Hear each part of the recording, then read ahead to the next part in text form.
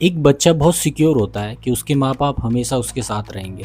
Real life में ऐसा कुछ होता नहीं है, कभी भी कुछ भी हो सकता है। बाई चांस अगर भगवान ना करे किसी का पेरेंट्स में से किसी में से एक की डेथ हो जाती है, तो उस बच्चे के लिए क्या सिचुएशन होती है। क्योंकि एक इंडियन माँ जो होती है वो बहुत रोने चीखने लगती है। जो हस्बैंड होगा उसके माँ बाप भी रोते हैं, तो पूरा मातम का जो माहौल रहता है उस टाइम पे रहता है।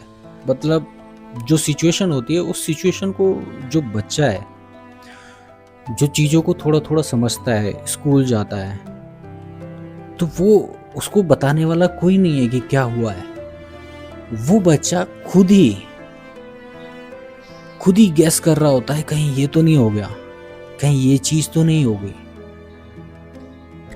तो उस टाइम पे उस बच्चे को सबसे ज़्यादा ज़रूरत किसकी होती है? क्योंकि उसकी जो माँ है, किसी का अगर हस्बैंड अगर मर जाता है, डेथ हो जाती है, तो उस पे क्या बीतती है वो एक वाइफ ही जानती है। उस हस्बैंड की वाइफ ही जानती है कि उस पे क्या बीतती है। पर जो इस सिचुएशन में जो बच्चा है, उस वाइफ को तो घेर लेते हैं लोग, समझाते हैं कि ये कुछ ना करे, क्योंकि वो बहुत वैसी चीज़ें करने लग जाती है, सर पीटना, मतलब अपना आपा जिसे खोना होता है ना, वो करने लग जाती है एक वाइफ। पर उसका बच्चा जो साइड में देख के वो सारी चीज़ें देख रहा होता है, उसे नहीं पता कि हुआ क्या है। उस सिचुएशन को वो कैलकुलेट करके अपने ही माइंड में गैस कर रहा होता है, कहीं ये तो नहीं हो गया है। और उसका दूसरा सेल्फ ये अंदर से ये भी सोच रहा होता है ऐसा नहीं हो सकता। पर उस टाइम पे वो बच्चा अंदर ही अंदर टूट रहा होता है। उस टाइम पे उसे सबसे ज़्यादा ज़रूरत होती है उसकी माँ की। पर जब भी वो छोटा बच्चा, जब भी उसे कोई चोट या डर लगता था, तो वो भाग भाग के किसके पास जाता था।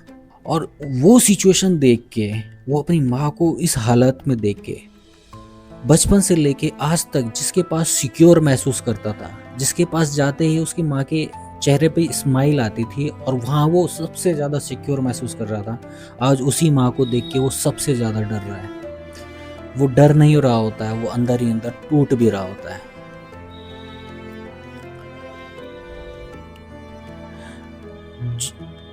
अब वो सिचुएशन उसकी लाइफ में एक फोबिया और ट्रोमा बन जाती है ज़िंदगी भर के लिए।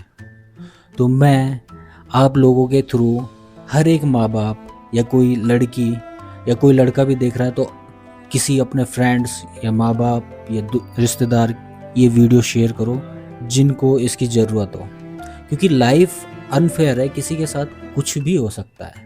तो वहाँ पे एक माँ को इतना स्ट्रांग होना चाहिए, क्योंकि जिसका बच्चा मरा वो भी रो रहे होंगे, बुआएं सब रो रहे होंगे, भीड़ लगी होगी। उस बच्चे ने उस भीड़ को कभी महसूस नहीं किया होगा, उस एनर्जी को कभी महसूस नहीं किया होगा। तो उस भीड़ में अपने आप को कंट्रोल करके उस माँ को सबसे पहले अपने बच्चे को ढूंढना चाहिए और उसे गले लगाकर ये कहना चाहिए, मैं तेरे साथ हूँ।